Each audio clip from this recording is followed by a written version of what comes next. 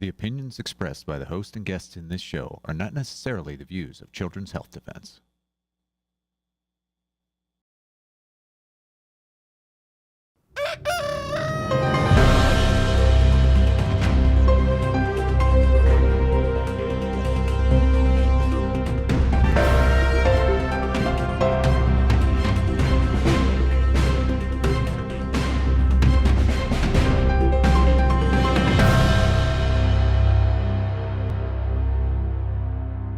Good morning, CHD. It's Sunday, the 29th of June, 2025. Welcome to This Week with Mary Holland, President of Children's Health Defense, and myself, Polly Tommy. And you'll all be relieved that Mary is back. Well, I'm glad to be back. I was very sorry to miss last week. Well, we missed you. Anyway, well, look, a lot of you have been very concerned about this comment from Robert F. Kennedy Jr. about the wearable. So we're going to cover that now. And Mary, to be fair, they have a right, I think, to be concerned about that. Oh, absolutely. We are concerned. Yeah. So let's just read this. It's from our Children's Health Defense EMR and Wireless Department, who are excellent. Every American wearing a wearable is not a vision we share. Wireless technologies, including wearables, have clear and well-documented harms. These devices continuously emit RF radiation in direct contact with the body for long periods of time. They also collect and share biometric data, raising privacy concerns. Robert F. Kennedy Jr. said, "My vision is that every American is wearing a wearable within 4 years. A wearable is an electronic device such as a smartwatch, a fitness tracker, or smart ring."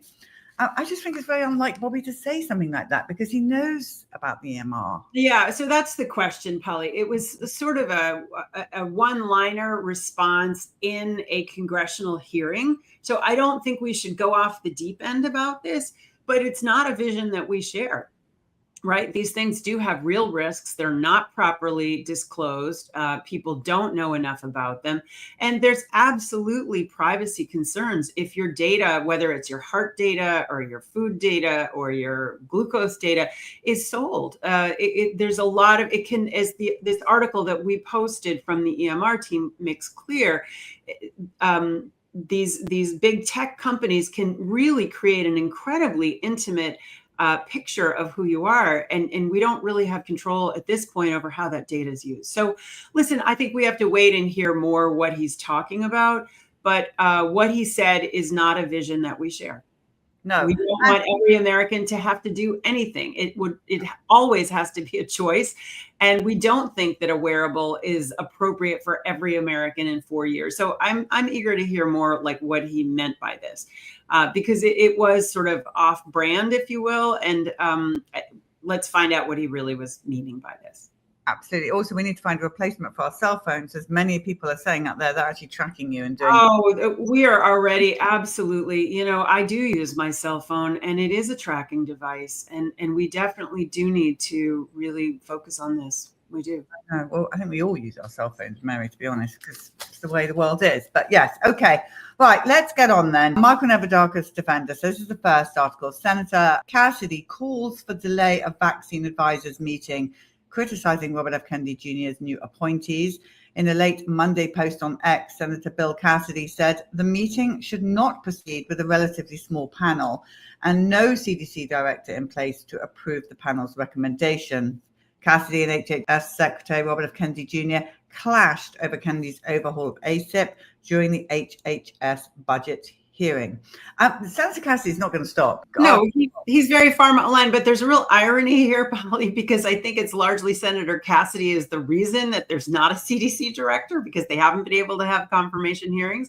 And he's, wanted ACIP to continue. And Bobby Kennedy is, in fact, as secretary, continuing. So there's a certain irony. Obviously, Senator Cassidy lost that fight. And the ACIP meeting, the 2-day meeting, did just happen last week, which we'll talk about. And I was reading, and correct me if I'm wrong, that Bobby has exactly the minimum amount that's allowed on that, the 8 members. You have to have 17. No, you don't have to have 17. I know he asked he appointed 8, and then 1 said, no, I won't do it. So there's 7 now on the committee. I gather that it was statutorily sufficient. I don't know what the minimum is actually, probably, but it's certainly a huge improvement. It's a huge improvement over what it was.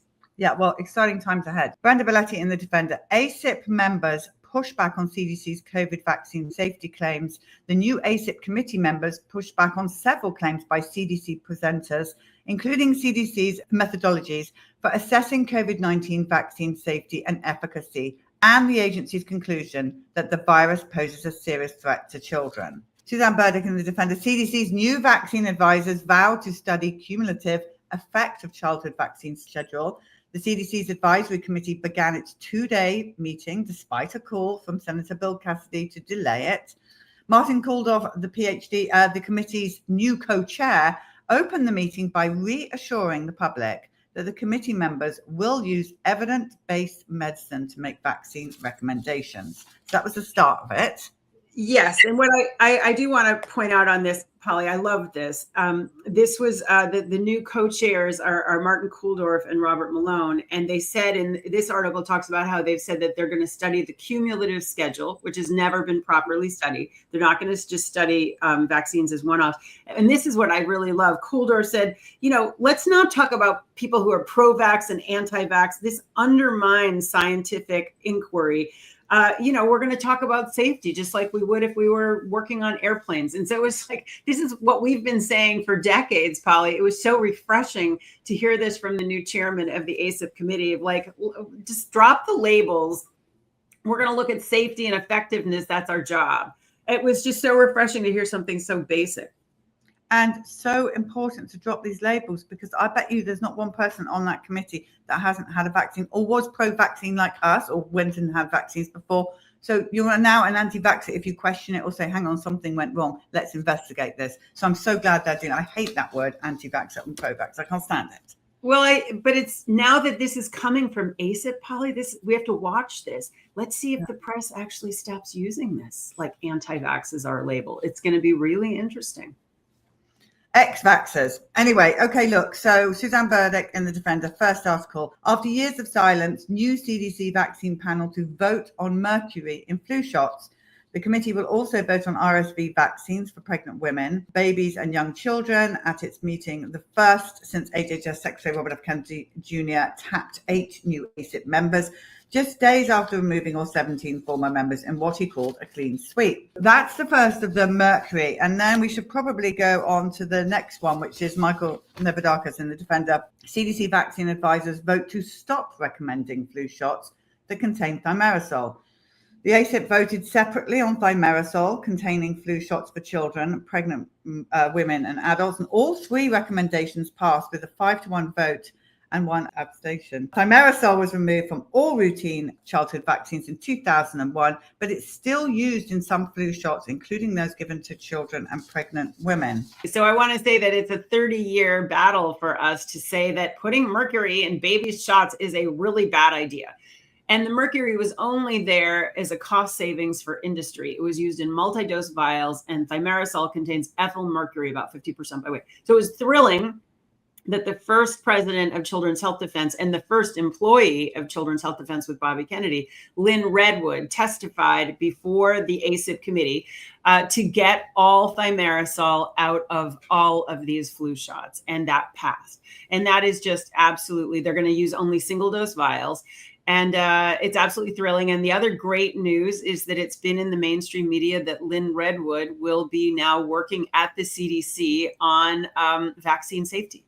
I mean, this is like a pinch me moment, Polly. It's like a 30-year battle just got resolved by this ACIP committee. And Lynn Redwood, pilloried for almost 30 years for her work on vaccine safety, is now going to lead that at the CDC. Bobby hired her to do an assessment of, what sort of the landscape looked like. So Lynn Redwood absolutely was the first full-time person to build CHD.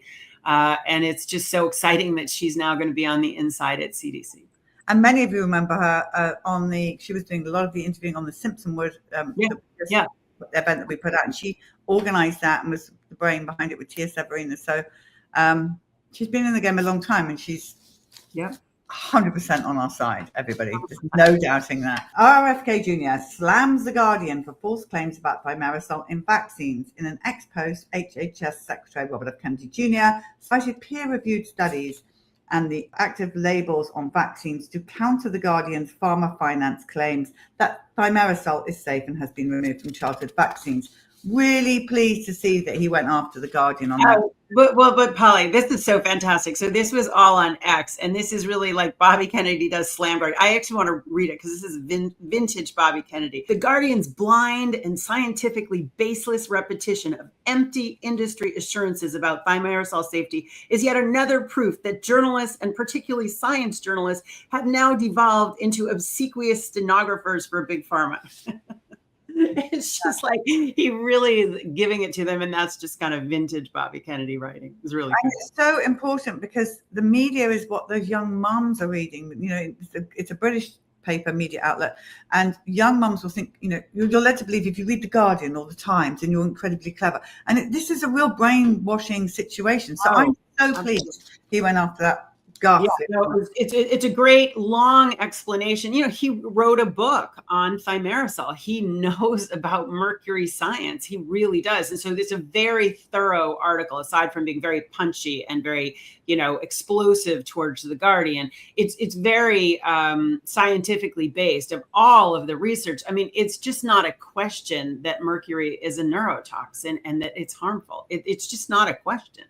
Although, you know, some of the powers that be would like to say that it's an quote unquote anti-vax conspiracy. That was something that MedPage put out in relation to this, which is just ridiculous. It's still, I mean, still listening to ACIP. We streamed it on CHD-TV. It's in our events if you all want to go back and listen, because it's fascinating. But it's also, it really can rile you up when you get those. Oh, yeah. I mean, Dr. Cody Meisner, who's on the ACIP committee now, said he's the person who voted against this. He said no study has ever indicated harm from thimerosal. I mean, that's just ignorance, sadly.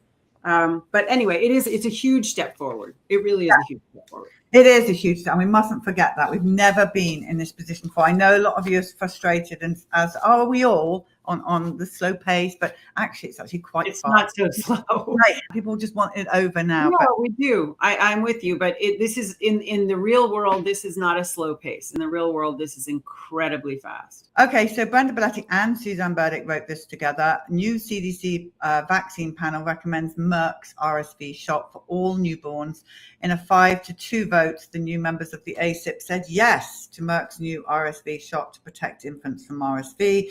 The vote came after one committee member raised concerns about possible adverse reactions in the clinical trial. So that is not good news. That's very disappointing. No, it's not good news. There's already 2 other drugs on the market, these early RSVs. This is Merck getting into the act, and with a very high level of serious adverse events, almost 12% adverse events. So this is not good news. The good news is that 2 people voted no, Dr. Levy and Dr. Pebsworth. So. Yeah, and to remind our viewers, I know you all know this, but even though they're taking thimerosal or whatever out of the flu shots, these shots are still dangerous. They're still these RSV shots in particular are incredibly dangerous. And the article here says there's under 100 RSV deaths per year in the United States. So you want to recommend to 4 million babies to get an RSV shot to prevent 100 deaths. And those are not even just in babies. That's everybody. This doesn't make any sense. Yeah, and also 100 deaths. Okay, I want to see those medical records. I want Brian Hooks to look through them. Had they just been vaccinated? What's the history behind that? Absolutely. So it's not as clear cut as they died from measles, they died from RSV. There's a whole history behind that. I agree. USA Today, FDA approves new twice yearly HIV shot. It's Gilead's HIV prevention drug called lenacapavir. Clinical trials show it prevents infections. The drug will sell for an annual price of $28,000, $218, or $14,109 per injection. So I looked up the side effects of this. Okay, ready? So fever, sweats, chills, muscle aches, vision problems, allergic reactions, breathing problems, racing heart, hives, swelling of face or throat, dizziness, dark urine, inability to move, joint pain, jaundice, and it goes on. It's really bad. It goes on and on. But keep doing that. We have to keep looking up all of these things. So basically, that sounds disgusting. It's just a moneymaker. $28,000 a year to prevent AIDS, to prevent HIV. Polly, don't get me started. This one's crazy. Michael Never Darkest Defender here. Gates pledges $1.6 billion for more vaccines for poor countries as Robert F. Kennedy Jr. stands by the US decision to cut funding, US and UK cuts in funding to Gavi, the Vaccine Alliance. It means that the Gates Foundation is poised to be the biggest donor to both Gavi and the World Health Organization. Critics say Gates' latest funding commitment has less to do with protecting global health and much more to do with increasing his global influence. So he's feeling a bit stressed. Well, what's exciting here is that Secretary Kennedy did a video that was showed at the Brussels thing to explain why the U.S. is not going to contribute to Gavi. And he basically said, you know, you have continued to use injurious shots, the wholesale DPT in developing countries. And we know that it causes a lot of side effects, neurological side effects. You were recommending COVID shots to pregnant women, and that was a very questionable thing. What I really like in this article is a quote from Dr. Meryl Nass saying that Gavi is similar to USAID. They get public money and then they launder it to their pharma friends or to the WHO, and then they use that to get global influence. So I think that's exactly right. This is a money laundering operation largely, and the US is not going to participate. So I think it's good news. A terrible organization. I remember us all demonstrating in London outside one of their gatherings, but yeah, it's not good. So that is good news and quite a big thing to have achieved, to be honest. Huge thing. It's a huge, it's like pulling out of the WHO, pulling money out of the Gates started Gavi alliance is very important in saying we are not going along with the status quo in public health, which is about pandemics and about climate change and other global challenges.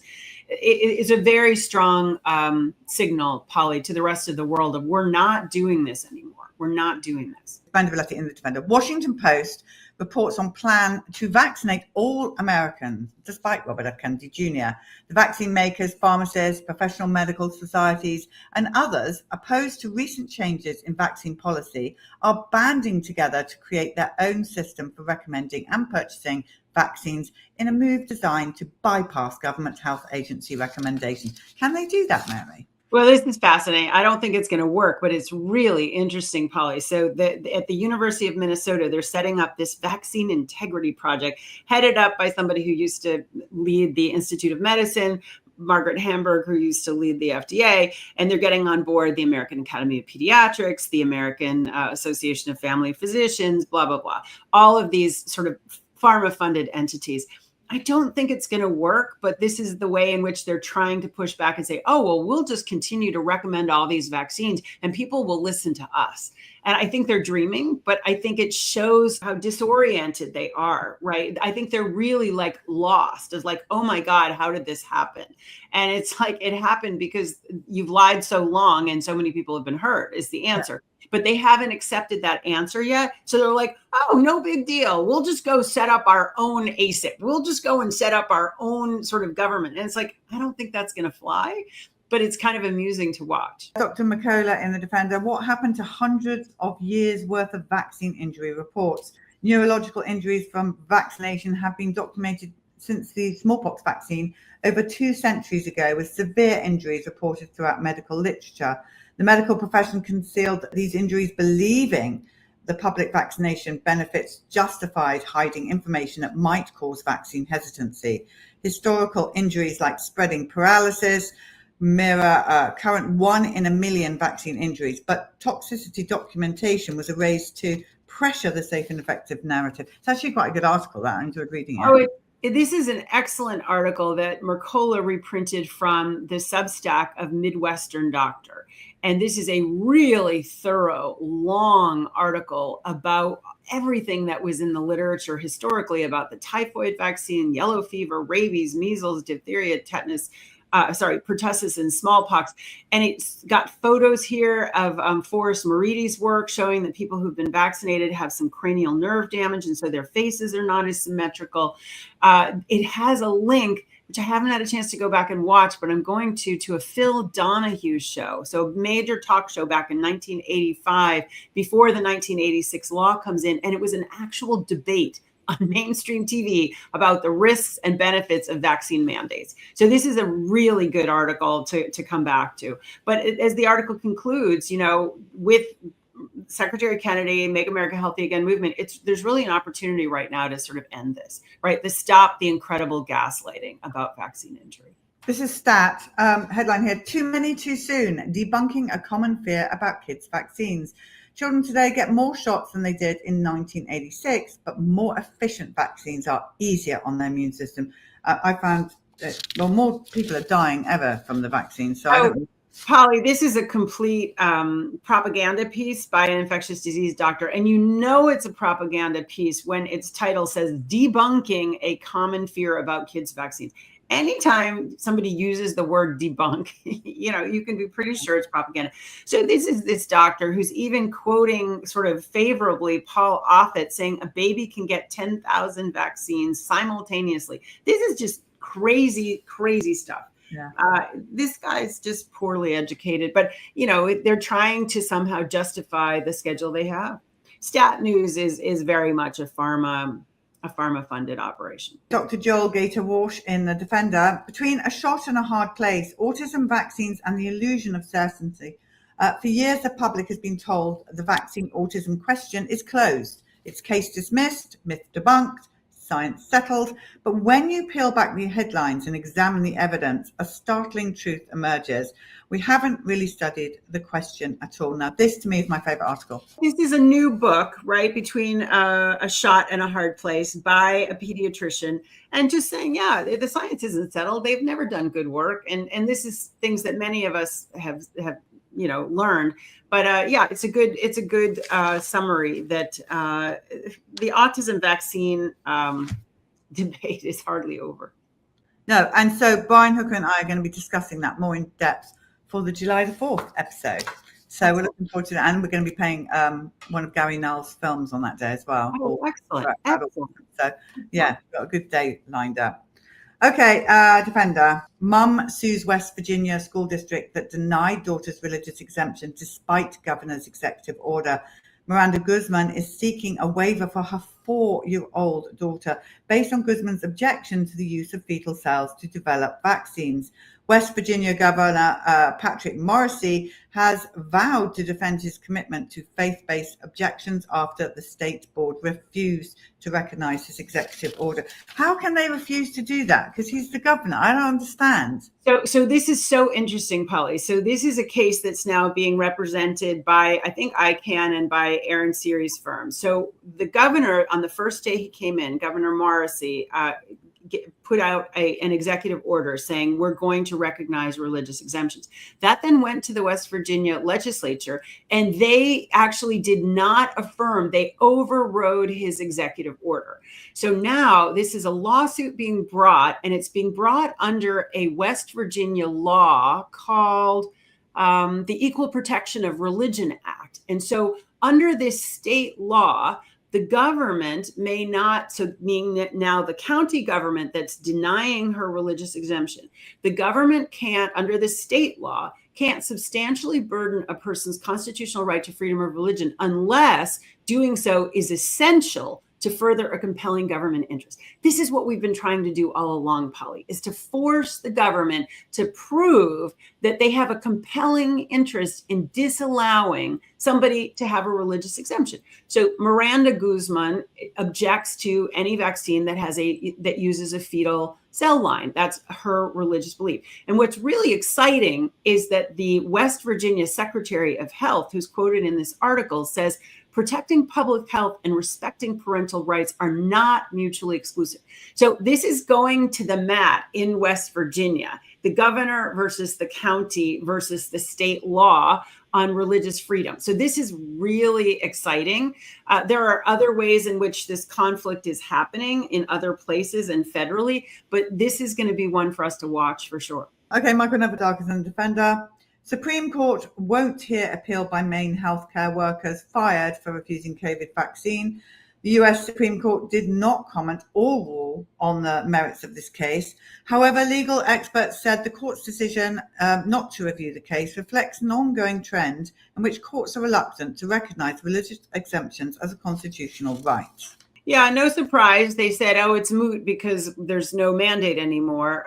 But just what we just talked about with the West Virginia case, it's going to get to the Supreme Court. They're going to have to figure this out. They're not going to be able to punt on this indefinitely, but they punted on this one. Brown's Institute, did COVID vaccines really save millions and millions of lives?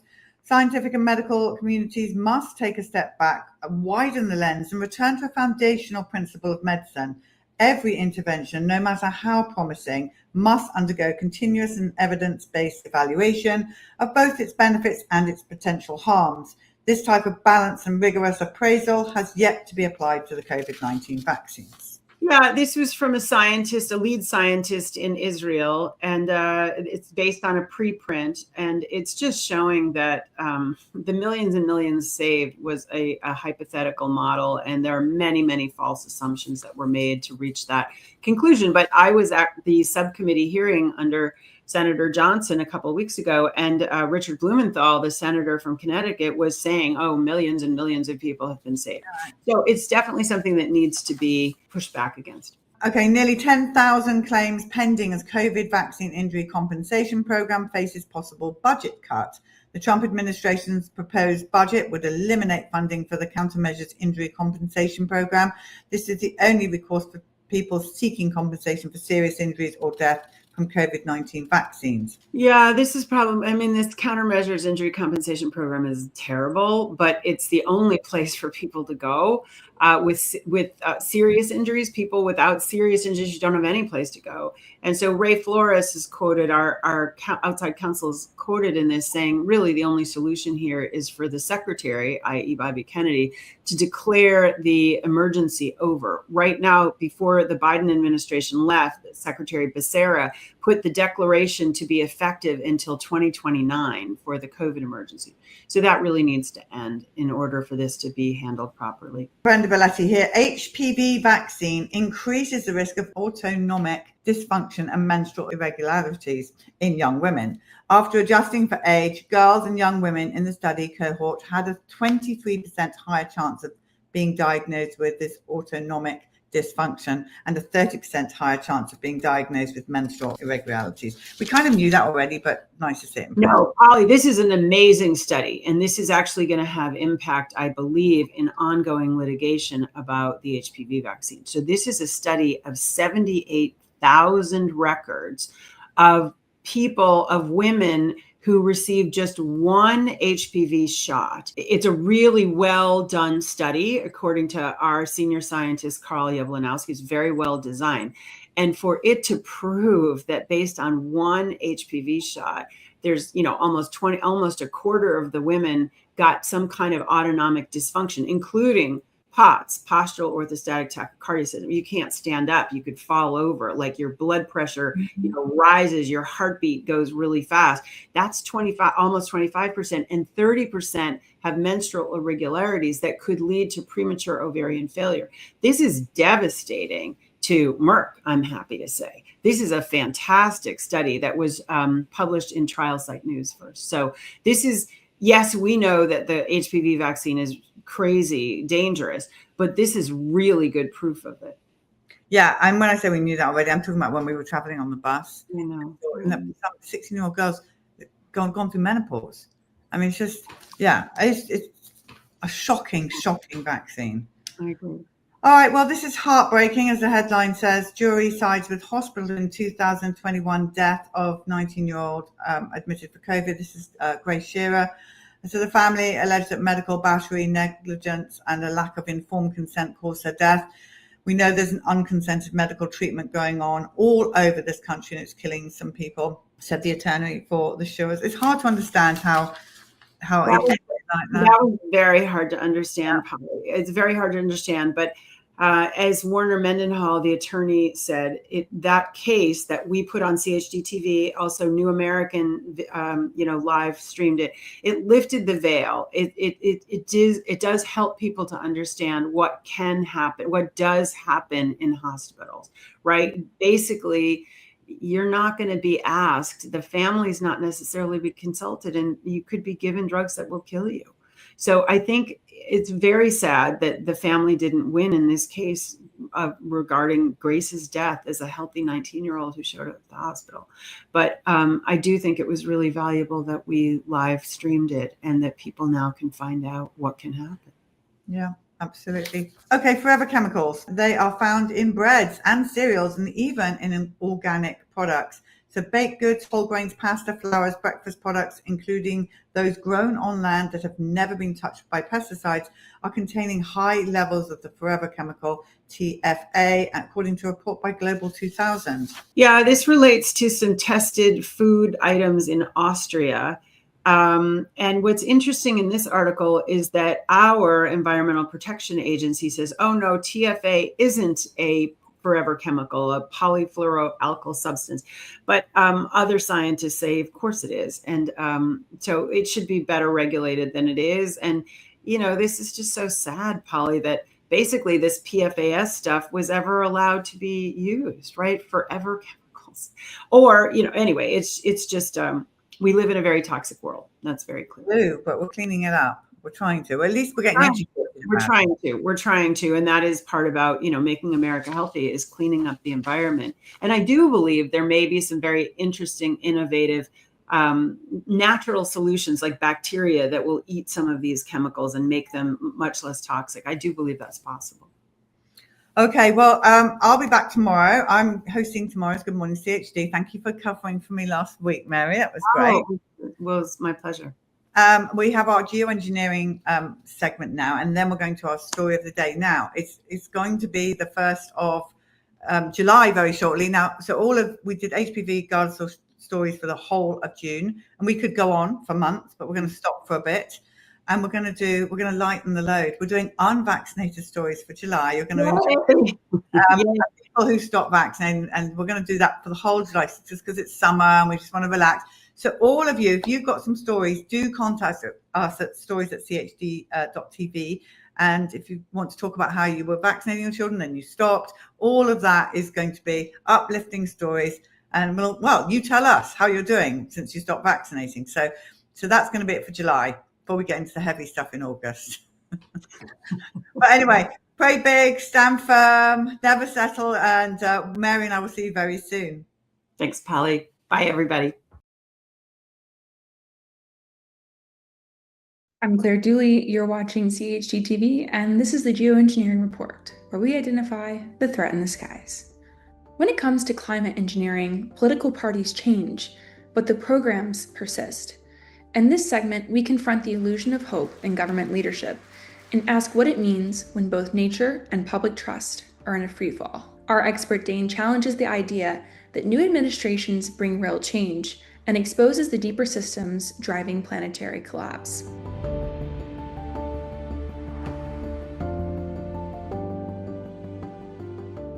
We had a lot of hope with this new administration because a lot of our people were put in it. Are you disappointed with what you've seen so far, or do you have hope? I'm not disappointed only because I never had any hope in the first place. Because I understand how the system works and how much control they have over anyone who immerses themselves in that system. And I think we have historical record to confirm everything I'm stating. The last occupant of the White House to truly draw a line in the sand was JFK. He lived about a week afterward. We shall propose further cooperative efforts between all the nations in weather prediction and eventually in weather control. We don't have paperless voting machines for no reason. And the bigger the theater, every single time, no matter who's elected, it's going to be different this time, right? No, it's not. It's just simply different chapters of political theater, and the more outrageous the actors are in that theater, the more divisive they are, the more polarizing they are, the more distracted the public becomes. And so they can't see the oncoming train. And it's when we have narratives like MAGA and MAHA, well, the planet is literally imploding. How meaningless are those narratives? They're completely meaningless.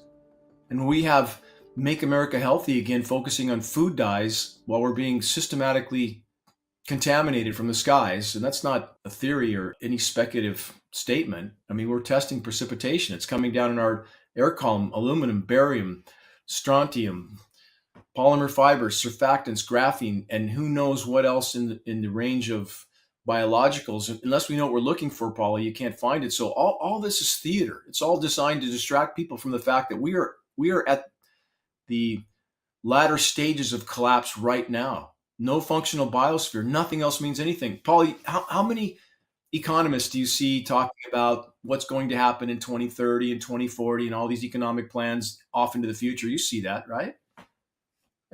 It's total nonsense. It's completely meaningless. Without a functional environment, there is no economy. Zero. The environment has historically provided 75% of all, this is conservative, of all global GDP for free. No more. No more. And when there's no food in the shelves, the party's over, and we're perilously close to that point. So, Paulie, how many times do you hear now people talking about drill, baby, drill, right? How many times do you hear that now? Let's make America great again by drill, baby, drill. You hear that, right? I've heard that, yeah. I'm completely without words with that kind of mentality, that this extractive economy that we have is still being propagated even while the planet's life support systems implode around us. And then people think if you address that, you must be now ignoring climate engineering. No, I'm not. I'm simply saying it's a complex problem we face. We've painted ourselves into a very dark corner. And we're burning right now 100 million barrels of carbon fuel every single day. Did you know it was that high, Polly? Have you ever heard that figure? 100 million? You know how big a barrel is, right? Yeah. 100 million plus a day. 26 million tons of coal a day. We're cutting down the forests. We're paving the planet. We're poisoning the oceans. And on top of all that, we're climate engineering, which is preventing the planet from responding to all the other forms of damage done. So I hope that people re-examine what their priorities are. Are we here to pursue personal pleasures until our last breath? Is that the purpose of us being here? I don't think so. Does that serve our children? Obviously not, because on the current course, our children have no future, zero. And I know this is a very dire message that no one wants to hear. But again, if you had a family member standing in the freeway with their back to traffic and they were about to be run over by a semi truck, would you just say, "Well, I don't want to disturb them. I don't want to alarm them, so I'm just going to let the truck run them over"? Would that make sense? No, I think a lot of people don't want to get involved in this subject because A, they don't know enough about it, which is why we're doing this show every week. But also they're scared of getting into, because it's actually a very volatile subject. I mean, it's worse than vaccines, to be honest. It is. I've had a harder road to hoe because there's no one in this space but geoengineeringwatch.org that's delivering credible data. I wish there were. I wish there were dozens. I would carry their water for them. But this has been a very hard road to hoe because people have been taught, trained, and again, programmed to think such existential threats, we're talking about planetary omnicide, are something that takes place over the course of millennia or much longer still, and that's not the case. We love hearing from you at CHGTV. We always are going through your emails and, sending them to each other and discussing the pictures you're sending and, whatever comments you're making. So please continue doing so. You can reach out to us at goodmorning@chg.tv. Thank you so much for watching the Geoengineering Report, and we'll see you next time on CHGTV. They begin as normal contrails from a jet engine, but do not fade away like a normal contrail. KSLA News 12 had the sample tested at a lab. The results? A high level of barium, 6.8 parts per million, more than 3 times the toxic level set by the EPA. We're just about ready to go into the clean room facility. We will be looking at the samples by scanning electron microscopy. Scanning electron microscopy will provide information about particle size distribution. We will be able to get some elemental analysis. What really this technique is for is to prioritize our samples for downstream, more advanced imaging, more high-resolution imaging, especially by transmission electron microscopy. Put on a fresh pair of gloves. We're going to start with sample number 8. This is a blank that was collected on the return flight. No flow through this filter, so this filter should be free of any particulates. I'm going to use these scissors and forceps that have been cleansed with isopropanol and then acetone, white-free with these dust-free cloths. These are the series of samples that we're interested in. These are samples number 9, 10, and 11. These were taken on the return flight where the plane passed through an induced cloud layer. Number 10, I believe, is the one that was passed through a cloud layer at around somewhere between 17 and 19,000 feet. I will take time to cleanse the instruments between each sampling. Preparing sample number 9, near the center. Opening it to ensure that the surface that had received the particulates is facing upward. Number 9 is completed. Now processing sample number 10.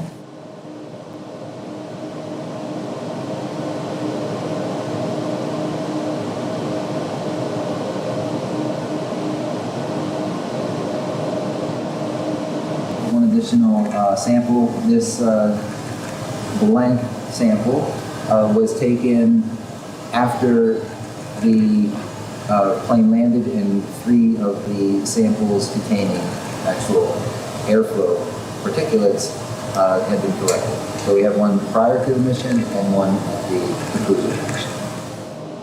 Prior to imaging, these samples are coated with a thin layer of platinum.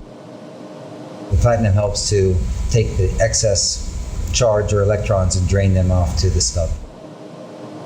And now we'll do the samples where we pass through the cloud layer.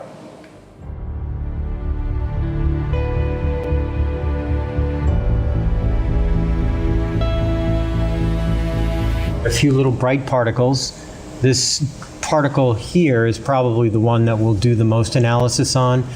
So the general image that we're seeing now are the glass fibers from the glass fiber filter itself, and the bright particles or bright areas that we see are areas operating in the so-called backscatter mode of this microscope, collects electrons that are backscattered, especially from metal center compounds. But you can clearly see the lighter and darker contrasted areas there, suggesting that it's an aggregate. Mm-hmm.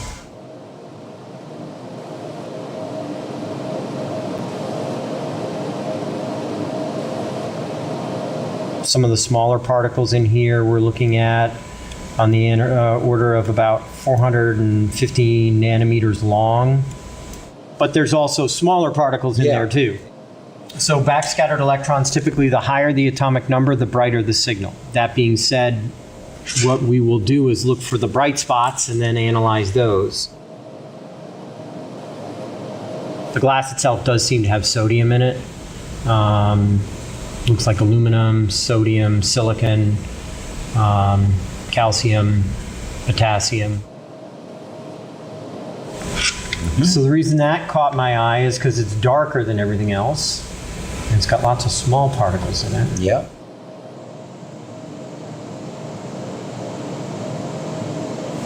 And this gives us a lot of information. Again, it identifies which filters have qualitatively more materials, just, basically we see more material on it.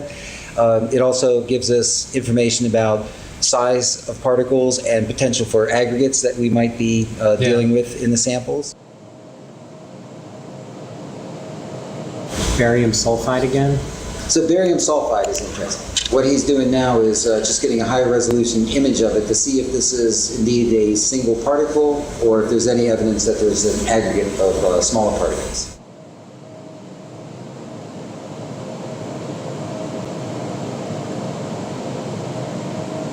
So really the big standout in this one seems to be iron. In this field we have one there, 2, 3, 4.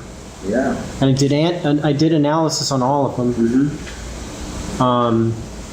They all seem to be pretty similar in composition. Yeah. Well, this is definitely made up of much smaller particles. Yeah. So this may be a clump of what you're looking for. We just analyzed 3 different areas. This particle seems to be high in aluminum. It's a large flake, though. And this has some silver, too. Yeah, in terms of now the aluminum signatures that we're getting from the glass fibers themselves, this is much bigger. Much bigger. So look at that. Yeah, that's the aluminum piece. It's easily 3x the silicon. Yep. And I think the silicon and aluminum are pretty similar in the glass. So here, if you look at just the glass fiber, silicon is significantly taller than aluminum. So that particle there is mostly aluminum. Yeah. So measuring this one right here, this is below 70 nanometers. Right. Good.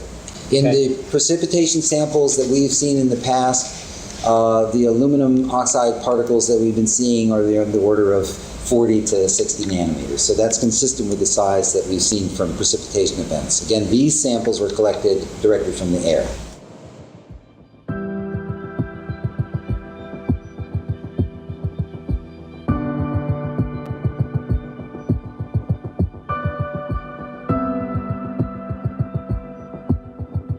There's not a lot of approaches or instrumentation that you can use to observe these nanomaterials. I mean, again, these are the sizes of viruses.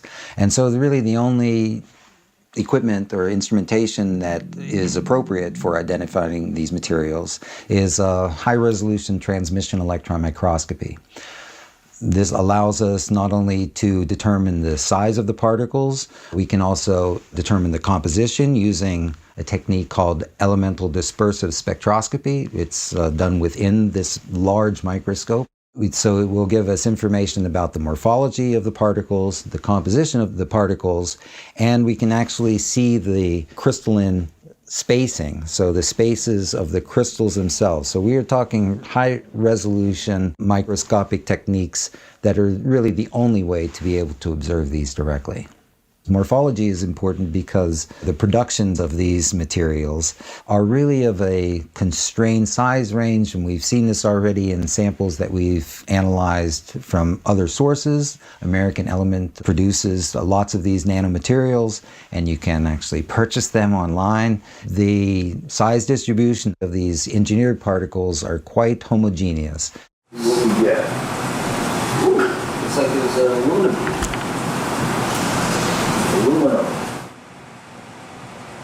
Now, what I've done is tell it to calibrate to the aluminum peak. So now what it's doing is going through each of its process times and each of its gain values and calibrating. Oh man, I can tell you this much. What I'm seeing right now is far superior to the last time I ran that calibration.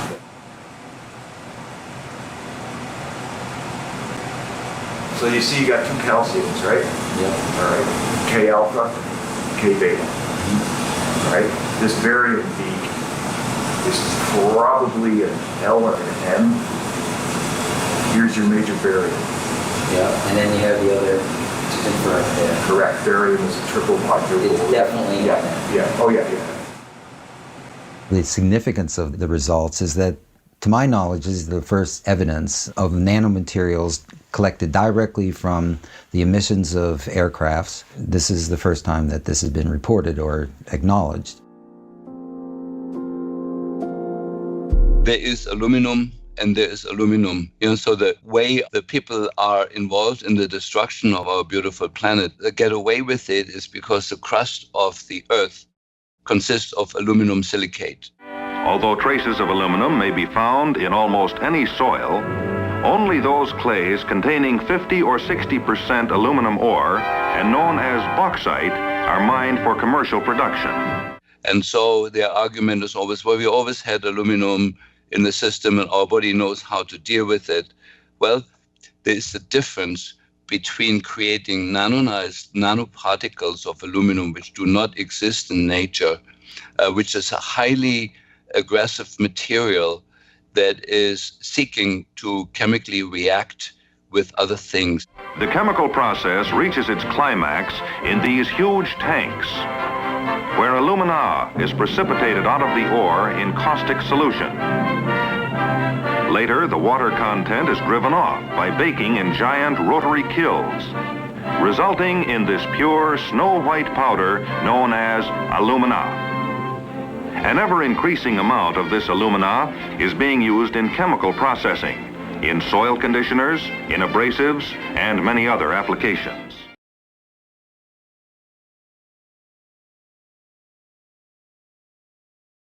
Okay, we're live.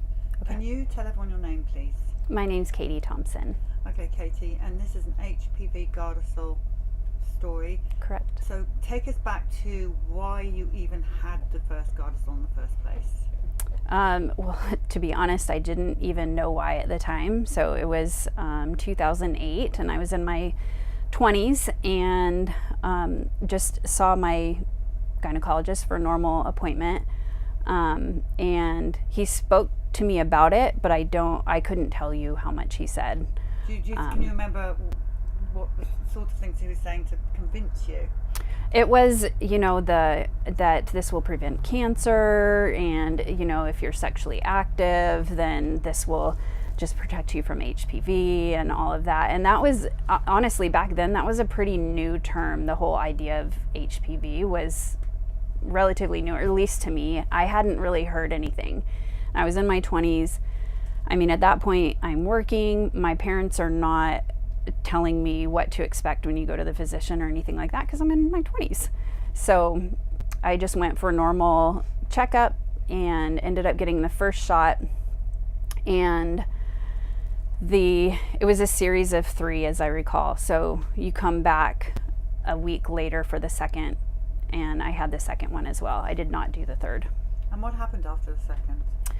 Within a week, I started having massive headaches. So I had headaches that didn't go away, and then I would have these episodes of just severe pain that I can't even describe to you how bad the pain was, and it would wake me up at night out of a sleep.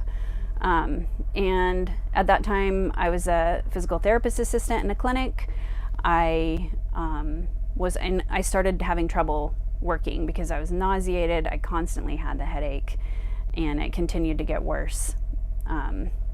So that was kind of my first signs that something was wrong, but I didn't really know what was going on. Around that time, shortly thereafter as well, the gynecologist said I was no longer ovulating. Just no longer ovulating. My 20s. Mm-hmm. So he gave me, as I recall, some hormones, and then I got back to ovulating, I think. I mean, I still have issues, but.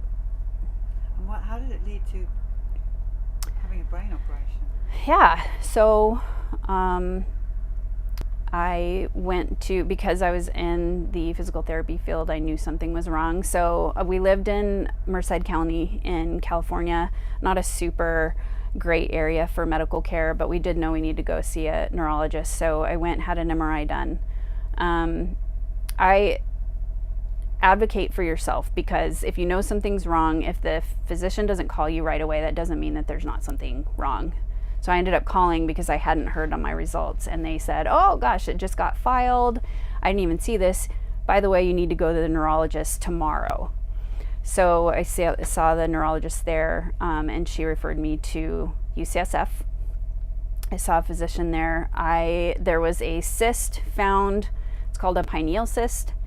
It was found in my brain at that time. I started, their understanding is it wasn't dangerous. They thought it was stable, wasn't going to grow. So I was actually getting shots in my skull up under the dura to help with the pain, and it did help, but those eventually get to where they don't help anymore. I had moved out of California, moved to Southern Oregon. I was taking a position as a rehab director at a skilled nursing facility. Ended up not being able to do it because of my health. I was diagnosed with lupus then. It was just kind of everything hit. I went up to OHSU because my physician in Grants Pass was concerned that something was going on. So I went up to OHSU. They redid the MRI. Cyst had grown, and at that time there was a surgery that you could do to actually reach the pineal cyst, and we in January of 2013, I had a surgery where they go in through the back of your head. So all this is titanium on me. They come up and drop down into your brain to access that region. When he got in there, my cyst is not actually, it wasn't up underneath the brain. It's actually attached to my brainstem. So it's still there. He drained it. My spinal fluid now flows through that to keep it open in the hopes that like it wouldn't just close up and reform. So had that surgery in January of 2013, and by that time was fully addicted to pain pills after years of being this sick, and was on oxycodone. So I went through